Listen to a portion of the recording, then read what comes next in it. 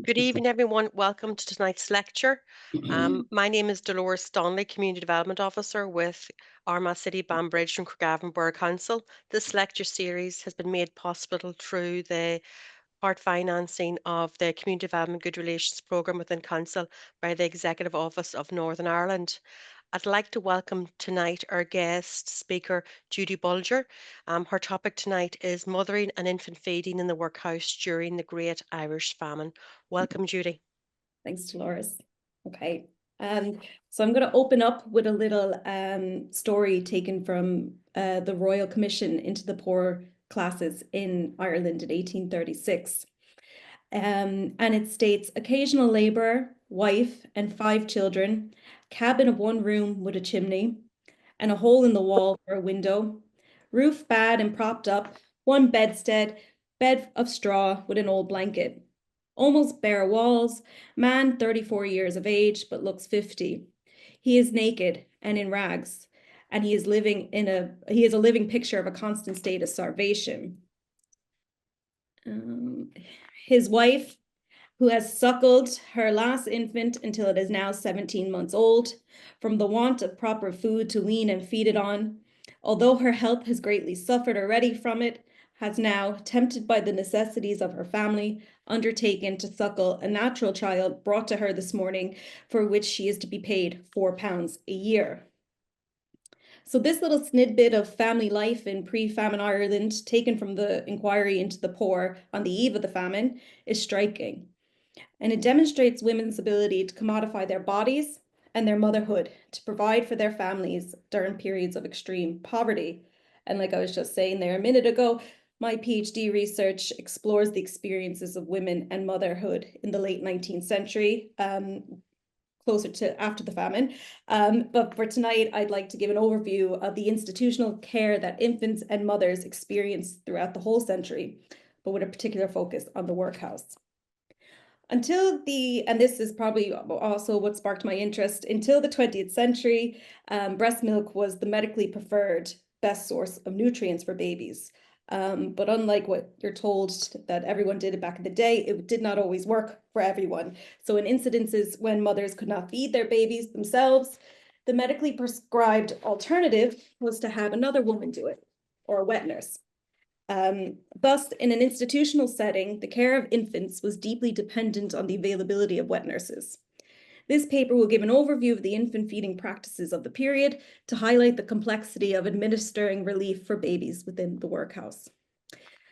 So this woman that I introduced you to, she was from Maryborough, or Portlaoise as it's known today, would have taken in a suckling, that they were called, or a foster infant, from the centralised Foundling Hospital in Dublin that had opened in the early 18th century. The institution itself had a reputation of great negligence and inhumanity.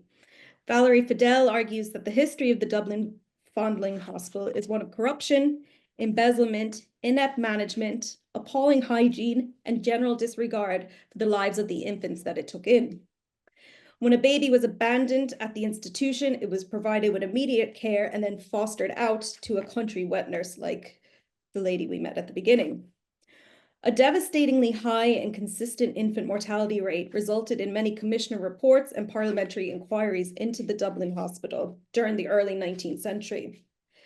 For example, between 1796 and 1826, over 50,000 infants were admitted into the hospital.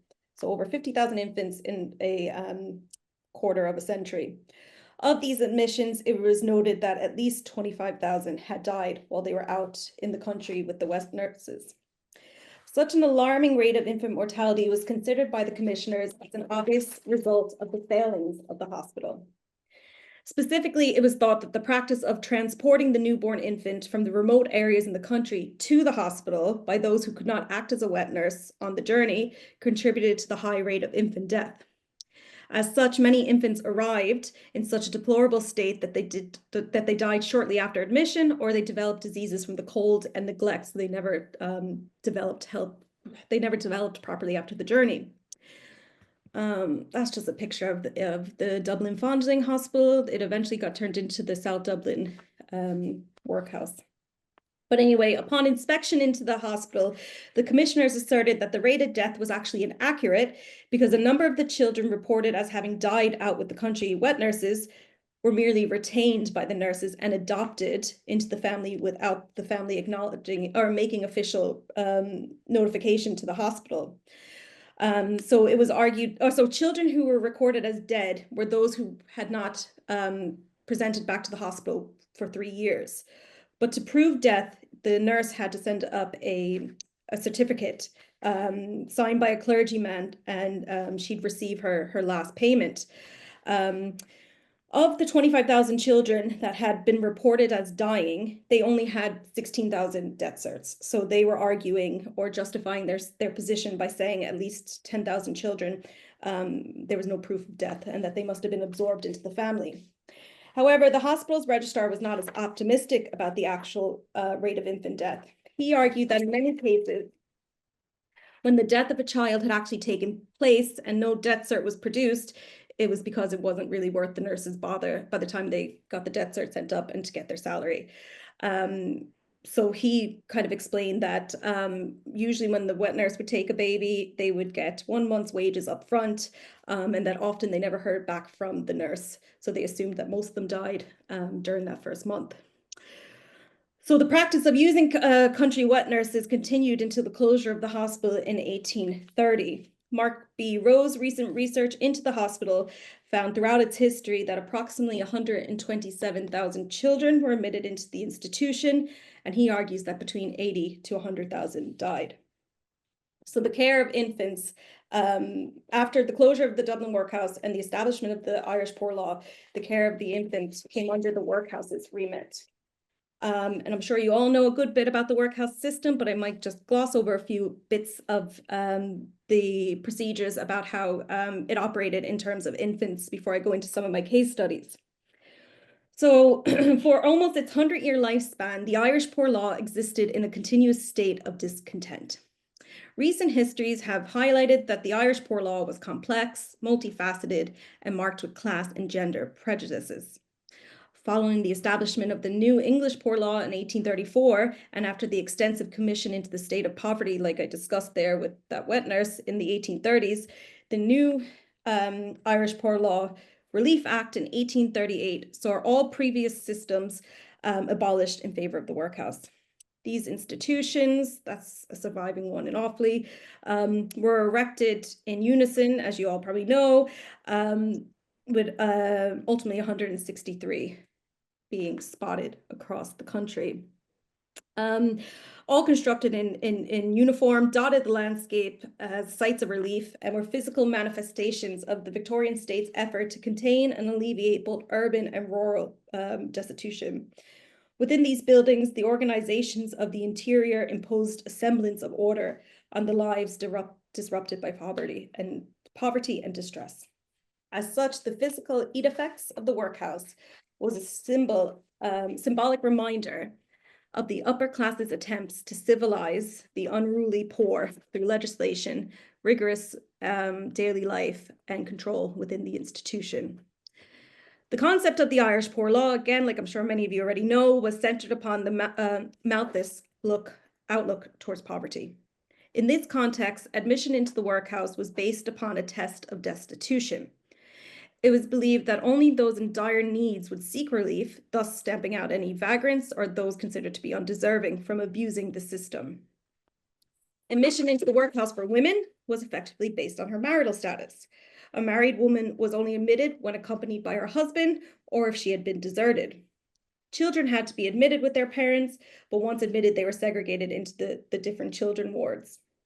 Buckley and Reardon wrote that the system was designed to be workhouse-based under conditions that discourage paupers from seeking relief, including the separation of families and the removal of children over the age of 2 from their parents.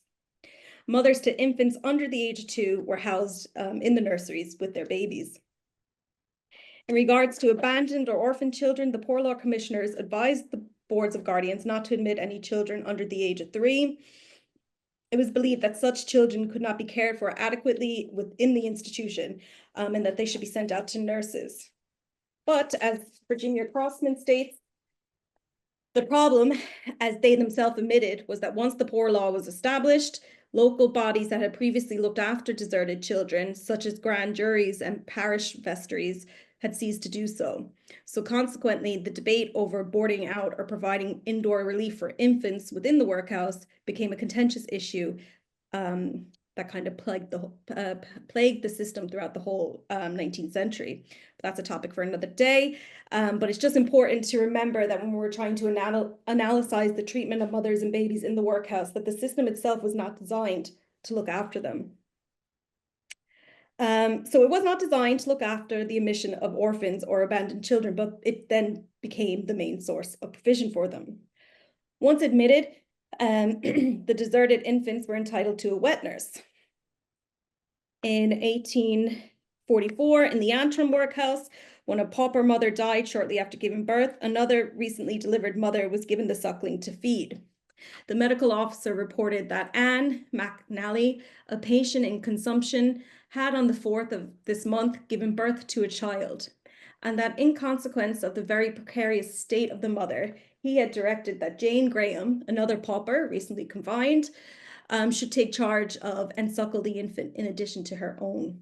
So it was ordered by the board that Jane will be allowed extra nourishment as the medical officer deemed necessary. So it was common for pauper women to assist in the wet nursing and child rearing of abandoned infants. And they were usually recompensated, given extra allowances such as tea and sugar. Similarly, evidence survives which demonstrates that the workhouse also used breast pumps. I came across this reference in 1853, also in Antrim, of a list of surgical requirements that the Border Guardians were looking for: a small amputating case, a cutting apparatus, a breast pump, the cost being £6, and I hope it wasn't all used on the same patient. So indoor wet nursing was the perceived or the preferred option for children or infants, but it was not always available. And I'm sure you can all figure out why. It depended on there being another mother available.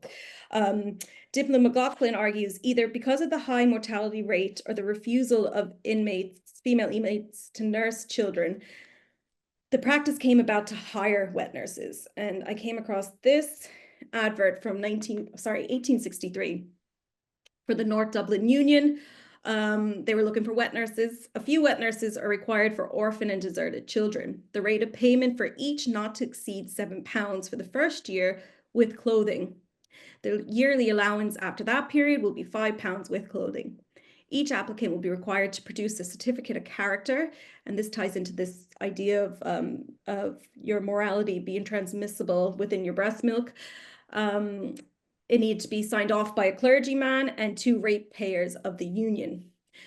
She must live in the union, but in the rural part. And again, this was the idea to get the workhouse child out of the urban kind of environment and put into the country rural community. Applicants were asked to state their religion and occupation, the number of children that she had, if any, and whether she holds any land or keeps a cow. And I think the reference to children, if any, was more so for mothers who may have recently had a baby and the baby passed away. So while she could not actually have a child, she could be a wet nurse.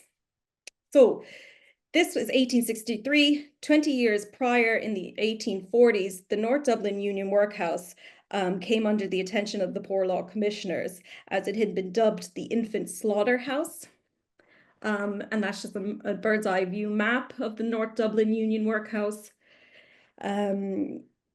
Specifically, 35% of all children admitted to this workhouse died during the 1840s. The appalling conditions resulted in an official inquiry, like I said, from the Poor Law Commissioner. The findings of the report present the living conditions in the nursery very bleakly. I just have another picture here to give you an idea. We have the bird's eye view of the workhouse on the left, and then this is just the drawing of the internal bit, but you can see my red little circle there. That's the nursery there. And it'd be there. And this would be the same in all the workhouses, but it was found that the nursery in the North Dublin Union in the early 1840s, that mothers, pauper, wet nurses, and children were all cramped into an ill-vented, damp, low-ceiling room with almost no light. Mothers had to breastfeed their babies while picking oakum, which filled the air with flecks of fiber. The officials noted that though the nurses appeared in good health, their capabilities as wet nurses was deficient. More specifically, it was the wet nurses' diets that proved unsatisfactory.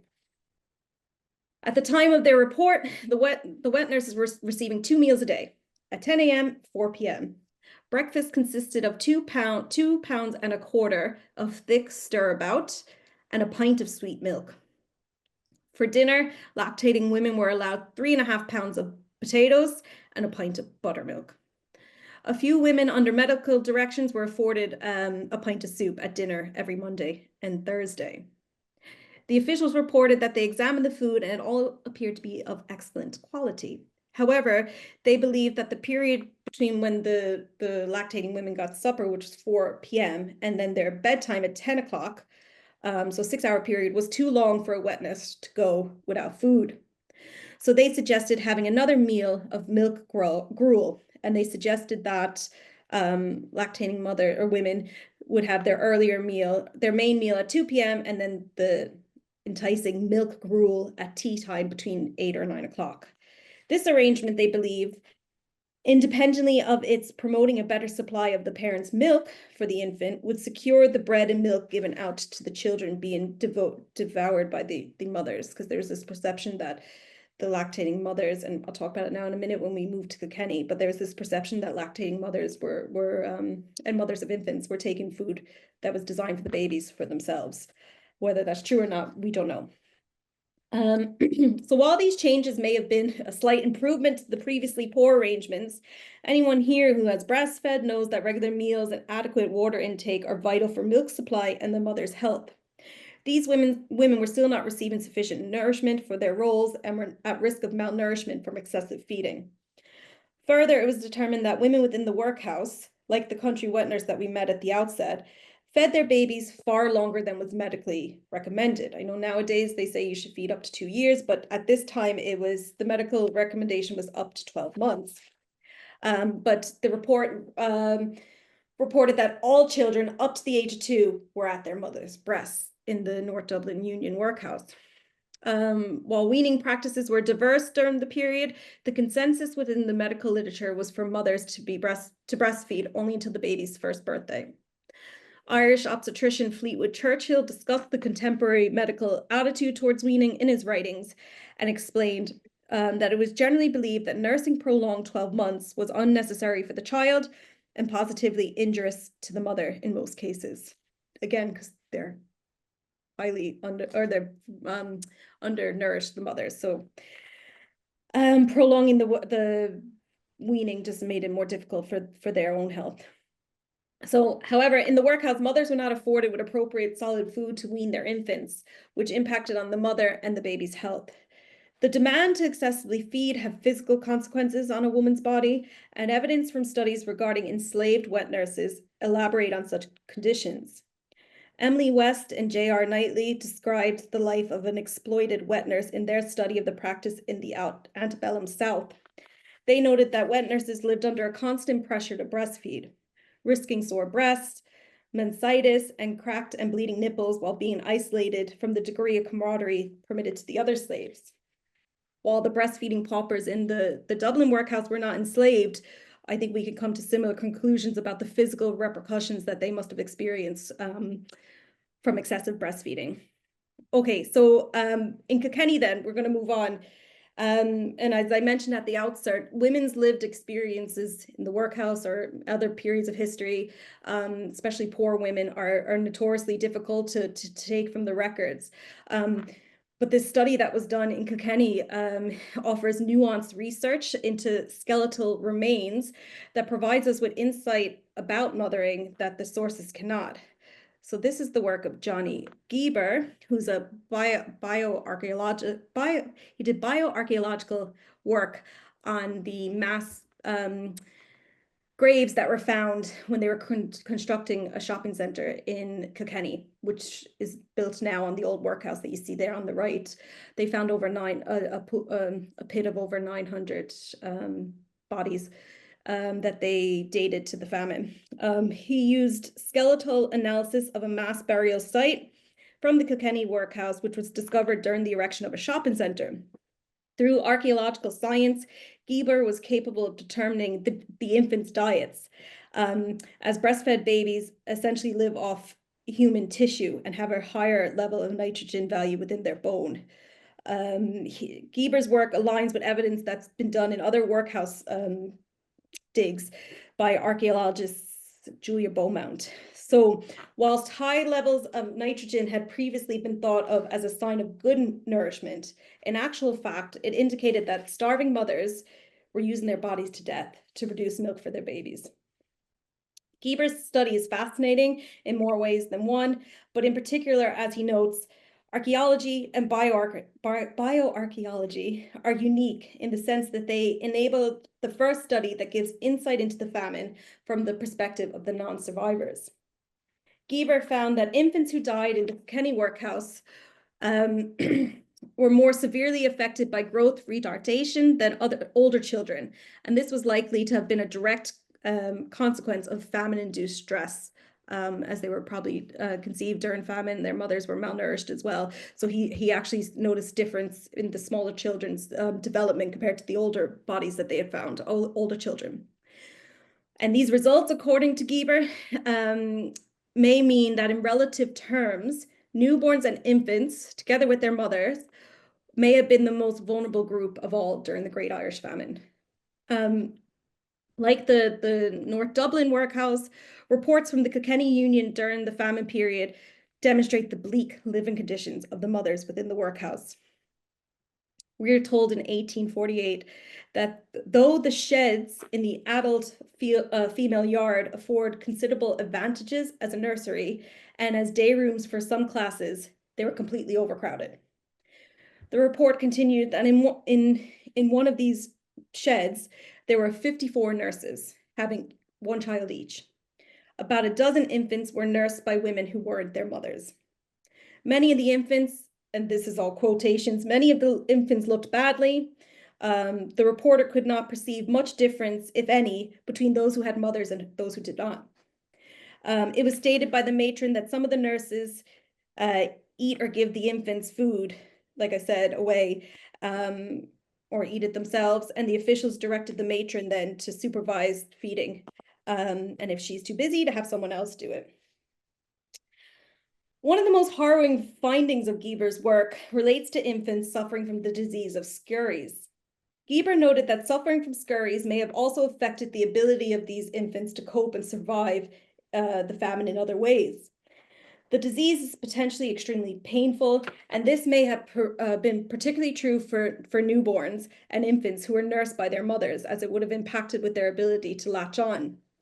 In January 1848, one of the medical officers of the Kilkenny Union workhouse expressed concerns that the female inmates were feeding infants their own portion of gruel. So the mothers, obviously aware that they're not producing enough milk, were giving these newborn babies the gruel that obviously wasn't appropriate for the age that they were, and they couldn't swallow it. So they were actually, unbeknownst to them, doing more damage than good.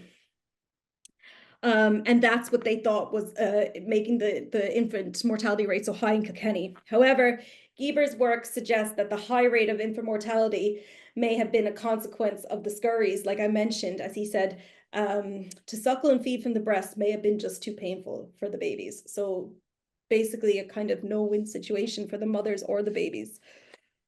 So yeah, like Geber's work is at hard times to take in, but it does offer fascinating insight into breastfeeding during the period that otherwise would be unattainable, and we can kind of get an insight into mothers kind of doing whatever they can to provide for their babies in the workhouse.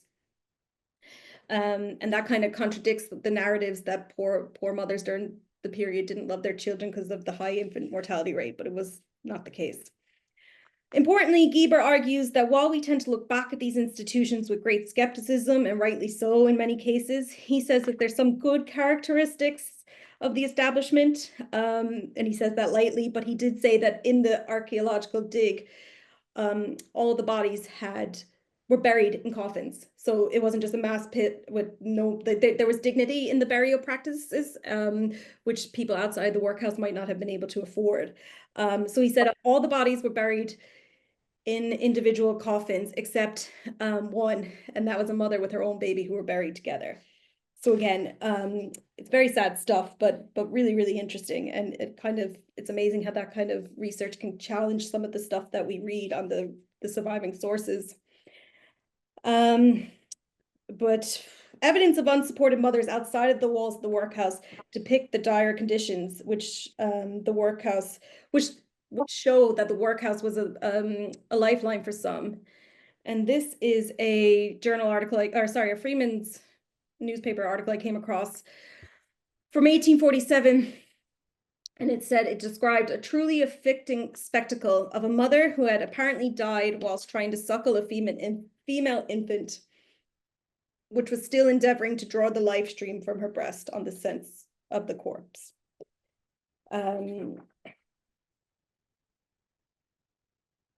Okay. Together with the physical ramifications of excessive feeding and malnourishment and poor maternal health overall, pauper breastfeeding could also impact on the mental health of the mother or the wet nurse. Evidence of this can be seen in the records relating to another institution of the period, the lunatic asylum. Hilary Marlin discusses harrowing experiences of excessive breastfeeding in her work on puerperal insanity. Puerperal insanity was the perceived connection between childbearing and diminished mental health, which we might consider nowadays as postpartum depression. In her study of women admitted into the lunatic asylum suffering from the disease, many of them were in extreme states of destitution and malnourishment, so that link between their mental health and their physical health and what they're eating. She explained that some women have often stinted themselves, giving their husbands and their children whatever limited food that they had, even while they themselves may have been breastfeeding. My undergraduate research looked at the Carlow District Lunatic Asylum and the admission records during the famine period. And I came across, quite surprisingly, references to lactation insanity, what it was referred to. Elaine Showalter claimed that lactation insanity was the name given to the delirium of poor women who nursed their babies for long periods in order to save money and prevent conception. Lactation insanity is similar to what they called pregnancy insanity in regards to symptoms. However, it was more likely to occur with women who had several children rather than women on their first pregnancy. I found examples of it, like I said, in the Carlow District Lunatic Asylum during the 1850s and 1870s. One of the cases was patient 1061, a 28-year-old married mother of 4 whose exciting cause of insanity was a deserted husband, fright, and perhaps nursing. 31-year-old married mother of 2, patient 1138's exciting cause of insanity was stated that she was nursing at the commencement of the attack. While patient 1351, 30 years old, married and mother of 4, her exciting cause of insanity was noted as lactation. Then we have single 22-year-old mother of 1, whose own mother was listed as insane, noted suppressed lactation as her exciting cause of insanity. Therefore, as with months prior to childbirth, the immediate months after birth, when mothers breastfed their babies, was considered a mentally unstable time. So back to the workhouse, and not all wet nursing occurred in the workhouse, and the poor law also implemented the country kind of system of sending babies out to wet nurse. The policies regarding the boarding out of workhouse infants to country wet nurses varied within different unions, and the issue proved to be a fundamental concern for the poor law commissioners, like I said earlier. In Cork, for example, the Border Guardians tried boarding out because 1/4 of the infants that they had admitted into their workhouse had died. However, their boarding out system was not carefully regulated, and the homes to which the infants were going to were not regularly inspected. Anna Clark notes that given the low rate of pay for boarding out, only the poorest of women would take on children, and as a result, several died. But the system did appear to work in certain unions, and by 1873, only 14% of the boarded out children in Cork had died. Clark contrasts this rate to the 46 to 47% of infants that died in Tralee when boarded out, to show the disparities in the success and not so successful country wet nursing. Indeed, sending infants to wet nurses often increased the child's chance of survival. However, this was not always straightforward or regulated properly. For example, it was possible for a woman to take in numerous sucklings, which undoubtedly weakened all of the other baby's health as well as the lactating nurse. Clark said that she came across an incident in Cork where one woman took on 6 babies to nurse. So, was institutionalized wet nursing unique to Ireland? No, it was not. The 19th century had a remarkable popular tradition of institutionalized wet nursing throughout Europe and America. Countries such as Italy, Spain, France, and the colonies had numerous foundling hospitals, each with a network of resident and country wet nurses, and these remained relatively intact until the early 20th century. In France, the Bureau of Wet Nurses was in operation from 1769 to 1876, and it was a state-run system which had the legal right to operate a lodging and hiring center for rural wet nurses who came to the capital looking for potential infants to wet nurse. Indeed, this Bureau of Wet Nurses was a systematic industry of state regulating wet nurse, unlike any other facilities during the period. However, later in the century, the American system of procuring wet nurses rivaled the French system. In the US, during the late 19th, early 20th century, American organizations for orphan babies increasingly aimed to put children up for adoption into families, and they boarded out infants with wet nurses during the process. This is the New York Infant Asylum. And they hired wet nurses to feed the babies, and a similar system was in operation in Chicago. These facilities also house poverty-stricken mothers and their babies, as well as the orphaned babies. It was noted that the abandoned babies suffer far higher death rates, so the home's director were always glad to take in as many wet nurses as they can. Interestingly, a characteristic of the wet nursing population within these American institutions was that most of the wet nurses were either foreign-born or daughters of immigrants. Janet Golden reports that the majority came from Ireland, the Canadian maritime provinces, Britain, Scandinavia, and Germany, but that the Irish were heavily overrepresented. 73% of the wet nurses discharged from the nursery and the Child's Hospital in New York City between 1859 and May 1860 were of Irish birth. 67 gave their religion as Catholic. A similar pattern prevailed at the Boston City temporary home, where the overwhelming majority of his residents were Irish. 71% had come from Ireland. The high proportion mirrored the disproportionate representation of Irish women working in domestic services and the similarly disproportionate number of Irish-born inmates in state and city-run facilities for the poor. Furthermore, like the demeaning role of Irish domestic servants in America, Irish stereotypes and prejudices were deeply rooted in the role of the American wet nurse. Jacqueline Wolfe highlighted that while employers usually attributed wet nurses' undesirable traits to her class and background, doctors' pronunciation of a woman's ability to lactate were colored solely by racial and ethnic stereotypes. One doctor argued that American-born females made poor wet nurses compared with Irish and German immigrants because the former had flat and narrow chests. Right. I have one more case study to go over with you. In the aftermath of the famine, like I said there a little while ago, the workhouse began to be utilized primarily by those living on the margins of society, or rather they became more identifiable as the able-bodied paupers moved out of the system. During this time, women dominated the admission records. Amongst these women inmates were mothers and unmarried mothers who were considered dangerous as they threatened to morally corrupt the other women paupers in the workhouse.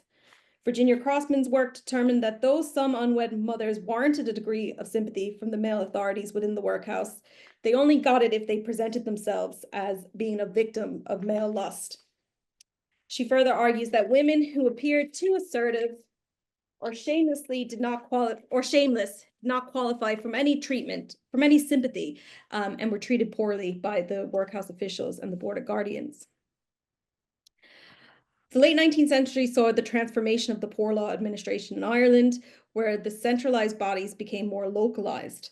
These poor law boards constituted one of the most important branches of Irish local government, a fact that received statutory recognition in 1872 when the Irish Poor Law Commission was abolished and its powers vested in the new local government board for Ireland up in Dublin.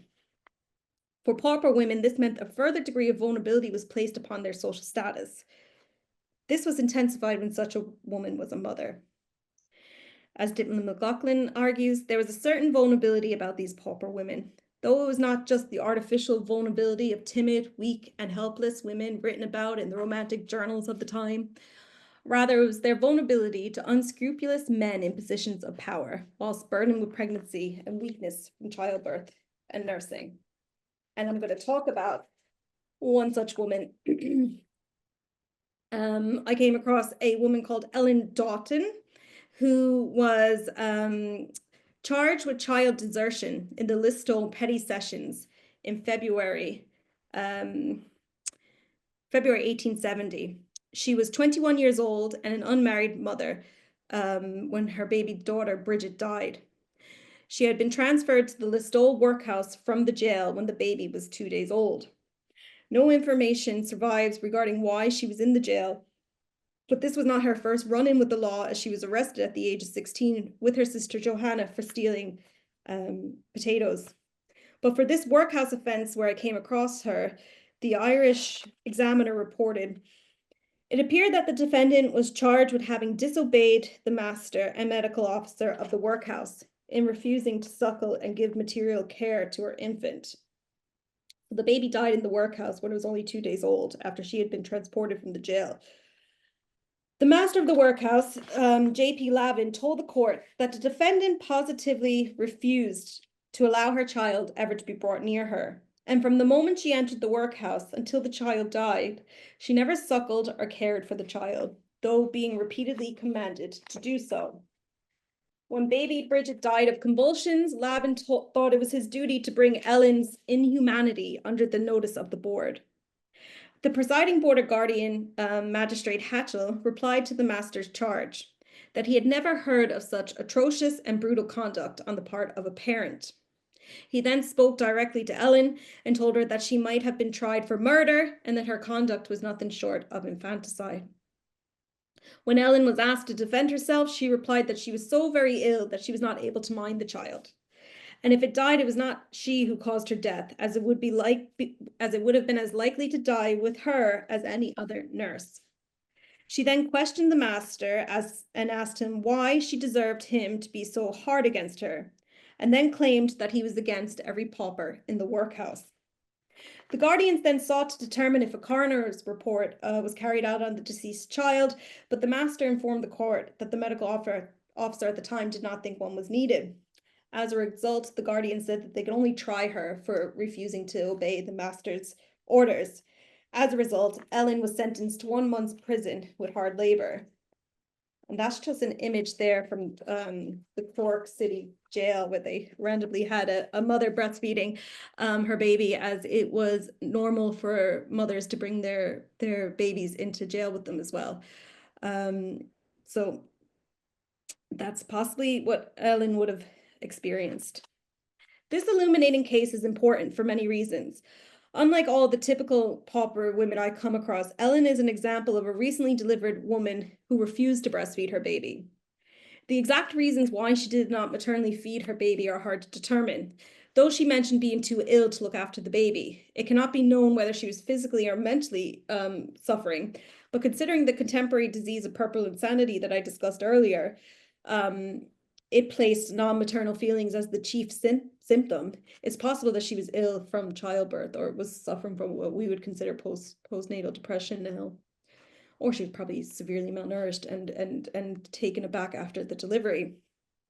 Nevertheless, the significant ramifications of this case is that Ellen's social position as a poor mother meant her decision to breastfeed was conducted and regulated through the legal mechanisms of the poor law. It was her legal responsibility to feed her baby. Her decision to not breastfeed meant the child became a further burden to the poor law and the local ratepayers, which meant the workhouse officials were legally obliged to ensure she did everything possible to prevent such a cost.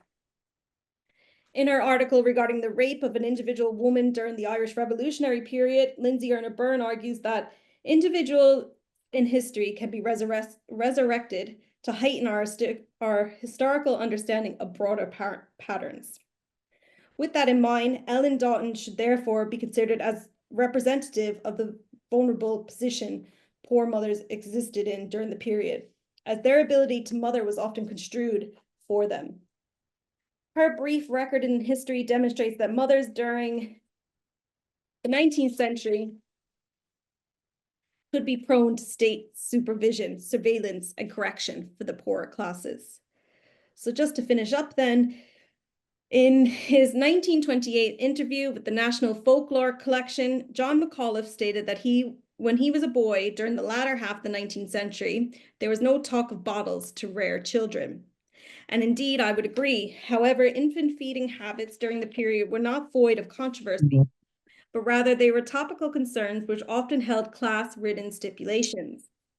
For women during the 19th century, excessive breastfeeding, either through the employment as a wet nurse or as a result of having no alternative for her infant, was ultimately a result of her social standing.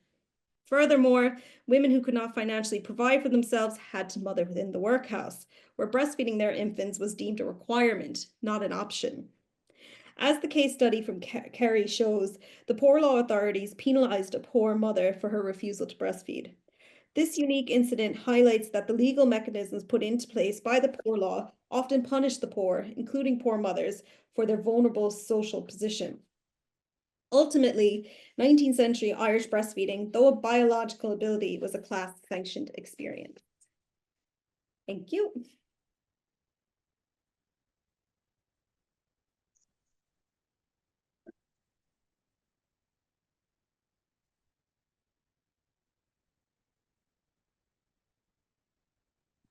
Apologies, Judy. I just had a problem there trying to unmute myself. Can you start, please? Thank you very much for your presentation. George, have you anything to mention there? Yeah, but I found the material. Thanks very much, Judy. Very much a micro study of a huge subject, which we've found over the last couple of years. There's so many aspects to studying on Garda Moor, and obviously then the workhouses and the workhouse system. And I had looked at the Foundling Hospital as well, and the statistics are absolutely frightening. And it's when you actually look at the church vestries, which are a fantastic source for pre-famine society. And you look at the foundlings. I mean, I was familiar with the term, but I wasn't really too sure what it was about. And then you start looking at the church vestries and the amount of money that's been set aside as a result of the cess that's collected, and then that amount gets bigger because the population is increasing as the 19th century goes on, and eventually they start sending the children to the Foundling Hospital in Dublin, where there's an incredible death rate. The Kilkenny material I thought was fascinating. The bioarchaeology, really, really important. And given there was 900 bodies found there, 900 also in Downpatrick a couple of years ago, so very interesting stuff. What struck a chord with me was the idea of the unscrupulous men in positions of power. Some things never change. And in the workhouses, I mean, rape was certainly not unknown in the workhouses. Sexual harassment, whether it be by the master or the schoolmaster or various officers of the workhouses, and you find this both of adult females and also children. By no means uncommon in all the workhouses that I've looked at in Ulster. And the idea of the moral corruption, well, as I mentioned earlier, Edward Senior was very keen on this. It's a bit like the Duke of Duke of Manchester and Tandragee had his own moral agent, and the idea of moral corruption and contamination within the workhouse. Edward Senior suggested building separate, not wards, but certainly small fencing off or smaller sections, so that the morally corrupted ones, the unmarried mothers and the prostitutes, would be kept separate and identified by a different uniform or their heads being shaven, etc. So fascinating, and it's actually interesting that my work on Leitrim, where I was just looking at recently, a bit it was redoing, where one of the women who was involved in looking after young girls outside the workhouse said that the last place she would send them to would be the Carrigan Shannon workhouse, because it was a den of iniquity, and in there the apothecary was being examined for his role in alleged sexual abuse. Yeah. And one of the chief people examining him was Captain Edmund Wynne, who was also then later implicated in and was a British House of Lords inquiry into his conduct in that workhouse. And as a result of that, you find that outside there were alternatives, very, very small scale, the likes of the Protestant orphan societies. And also, it's interesting to look at the church vestries post-famine from about 1852 onwards, where you do find some money being put aside to look after, again, foundling children. So it's almost like a return to what was happened before the famine, simply because they realised what the workhouses were like. And again, looking at the mortality rates within all the workhouses, the majority of those are under 15 years of age. So I just think it was a fascinating micro study and a subgenre, basically, of the main subject which we've been studying over the last 3 years. So thanks very much. Yeah, thanks for that. Like I said, grim stuff, but important nonetheless. And Judy, like in your talk, you were mentioning there, they were discussing, okay, maybe additional food needed for women who are nursing, etc. But the stressful environment itself in the nurse house and in the workhouse would have a big impact on the ability of a woman also to produce milk. 100%. And like I said, a lot of them were under malnourished, excessively feeding. I've come across women who like that woman that I first discussed. She would have been taken in a foundling that might have been a newborn while her child was 17 months old. So the milk quality would have wanted to be under different. So that all those struggles. And I think what's really interesting as well is the knock-on effect of these women having grown up during the famine and being malnourished as well. I came across a study somewhere in Australia, and I can't remember the name of it, where the famine orphans that were sent out to Australia, when they got married and were having children, they found that they weren't able to bear children in the same capacity as Australian women from the malnourishment and the effects their bodies had during the famine. So these women, like we're saying, they contemporarily they were saying that they were stealing their children's food, but they weren't. They were trying to give their own food to their children. So it's harrowing stuff. And it's crazy that they had 2 meals a day. Even to consider that, and then to be breastfeeding on top of that, it's just disaster. And then also you talked about the girl who was in Cork prison and accused of neglect of her child. The child, yes, died at 2 days of age. Now, anybody with any sense knows a woman doesn't give birth and suddenly snap the fingers and milk is produced either. That's another That's factor. 100%, yeah. another, yes. And also the fact that depending as well on the circumstances and how maybe she became pregnant in the first place, could it be another factor in why she had difficulty trying to at all want to nurture this child? That's a sad reality, I depending on came across, circumstances. and I didn't mention it now, but I came across more of her records where she actually, so if you were an unmarried mother and you had a baby, you had no legal right to get maintenance from your child's father unless you submitted yourself to the workhouse. And then the Board of Guardians can get your maintenance on your behalf, but just to cover your expenses while you're in the workhouse. So in other news reports, because this went on in the newspaper for a while, she said that she only went to the workhouse, or she went to the workhouse prior to giving birth to try and get them to go after her child's father to get maintenance. So there was other evidence of her trying to survive, and she just was let down in all those different variants. And then the trauma of, I think she must have gave birth in the jail originally. So giving birth in the jail on her own, away from any of her family or anything like that, it was a recipe for disaster.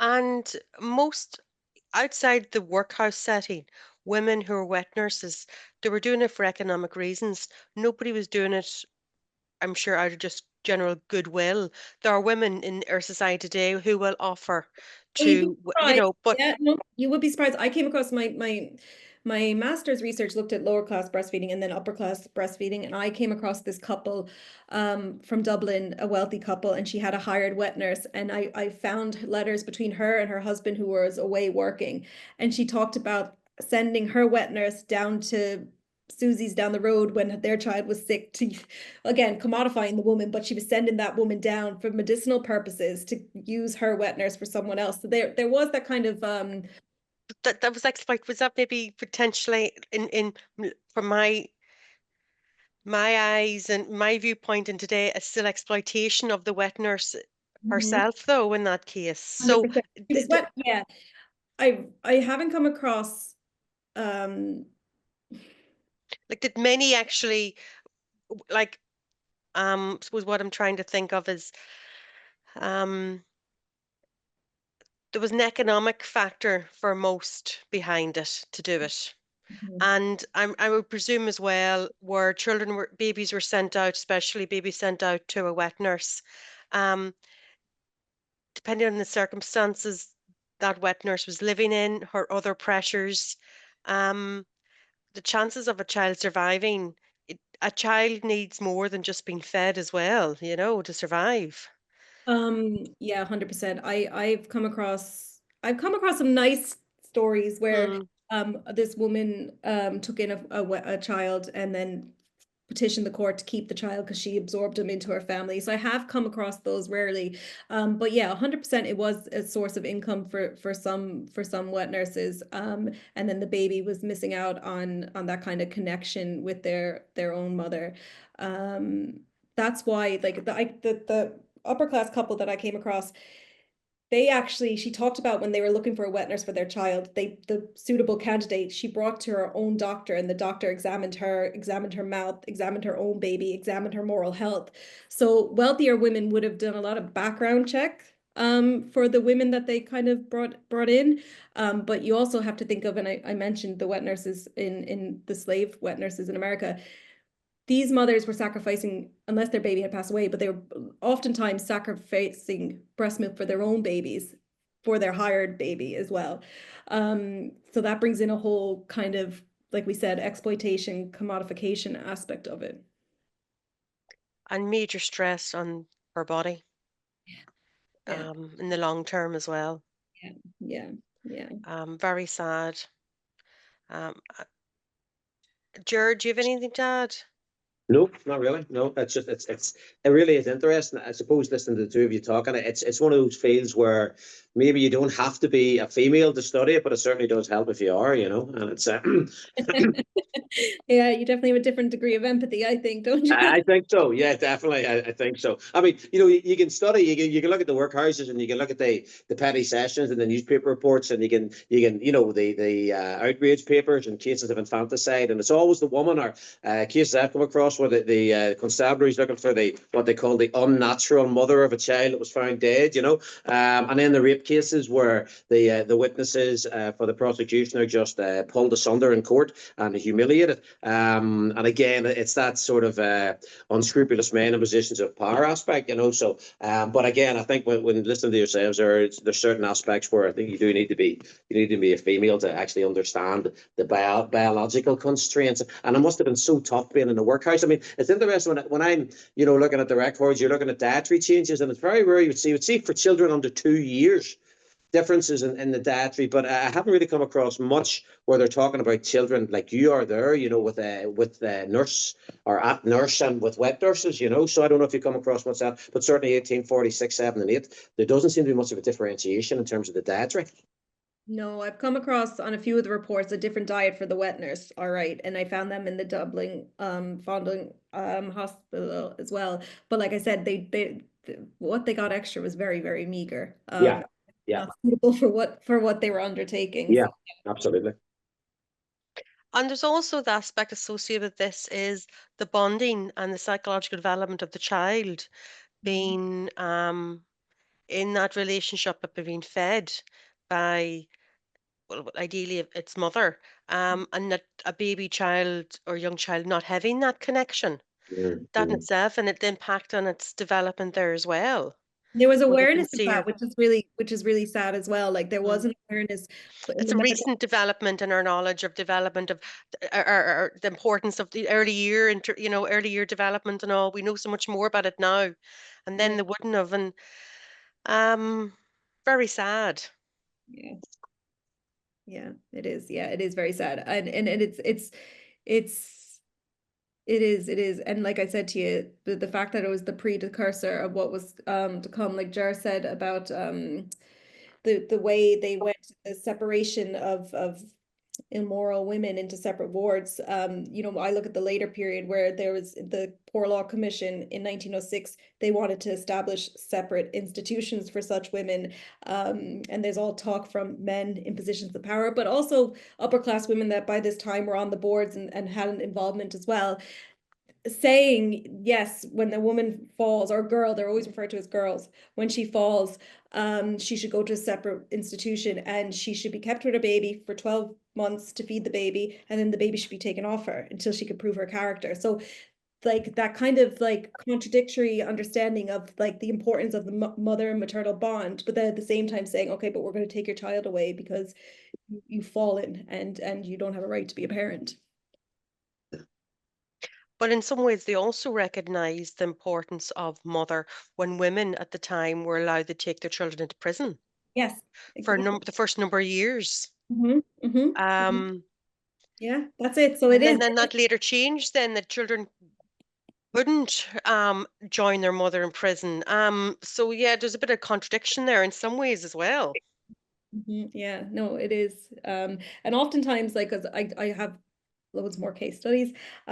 Oftentimes women, you know, when they're bringing their children into the prison, it's showing that they literally had no other support, no family, no nothing. Do you know? So while it was you know, they get to stay together, it was also reflective of the fact that they were ostracized from their own family and had no one else to, you know, look after the child while they served their 1 month's hard sentence for having a row with Maria down the street. They had to take the child with them. So yeah, there's lots of layers, like you say, to unravel and lots of heartache. Lots of heartache, without a doubt. I'm just I still can't get my head around a little bit around this expectation that a woman has just given birth and they're expecting her to just, you know, Get on with it. get on with it and feed this child. And the Mhm. child will naturally want to feed too. Like it's completely crazy carry on too. Yeah, no, it is. Anyway, and with that, Judy, thank you so much. And as Jared, as you said, I think you have to maybe have a bit of the female sex to understand this a little bit more. I think it does help. Yeah, yeah. I just or I think it opens up you more questions. Yeah. And more kind of unpicking of those, you know, psychological trauma and all that kind of stuff as well. just Yeah. quick, like when did it become more common for the wealthier classes to have a wet nurse, to It not would have breast? throughout this whole period. I mean, Queen Victoria famously gave out to her daughter for feeding her baby herself. So like I said, the upper class were just they didn't even think twice about hiring a wet nurse. But that slowly changed towards the close of the 20th century. Um, but it was seen as a, you know, a posh thing to have a wet nurse and have someone come in and to feed your children. So it kind of continued until the introduction of a proper formula in the 1920s.